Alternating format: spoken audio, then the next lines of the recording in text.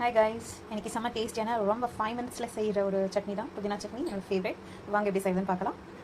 புதினா சட்னி எப்படி பண்ணுறதுன்னு பார்த்துடலாம். ஒரு அரை மூடி தேங்காய் அண்ட் ஒரு 2 பேர் வெங்காயம், ஒரு 10 பச்சை மிளகா, காரத்துக்கு ஏற்ற மாதிரி. நாங்கள் ரொம்ப ஸ்பைஸாக சாப்பிட்றதுனால டிக்கன் மோர், கொஞ்சம் பூண்டு, ஒரு துண்டு இஞ்சி அண்ட் புதினா நல்லா வாஷ் பண்ணி வச்சுருக்கு. வாங்க எப்படி செய்யுதுன்னு பார்க்கலாம். ஒரு குட்டி கடாயில் ஹாட்டான பிறகு கொஞ்சமாக ஒரு குழிக்கரண்டி எண்ணெய், கட்டி வச்சு 2 வெங்காயம், இது கூடிய இஞ்சி பூண்டு பச்சை மிளகா இதை நல்லா சாட்டை பண்ணணும். இந்த அளவுக்கு பார்த்தீங்கன்னா போதும். இதை நம்ம பிளேட்டுக்கு ட்ரான்ஸ்ஃபர் பண்ணிடலாம். பிளேட்டுக்கு ட்ரான்ஸ்ஃபர் பண்ணியாச்சு, நல்லா ஆறட்டும். இப்போ வெங்காயம் வதக்கின கடாயிலேயே புதினா போட்டுருவோம்.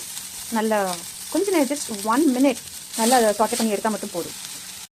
அவ்வளோதாங்க, வேகலாம் வைக்க வேணாம், பிகாஸ் அதோட டேஸ்ட் தன்மை போயிடும். ஸோ இதை பிளேட்டுக்கு ட்ரான்ஸ்ஃபர் பண்ணிடலாம். இப்போ ஒரு ஜாரில் தேங்காய் போட்டுருவோம். அது கூட இது ஆறிட்டு நல்லா இது சேர்த்து போட்டுருவோம். அரைச்சிட்டு வந்துடுவோம்.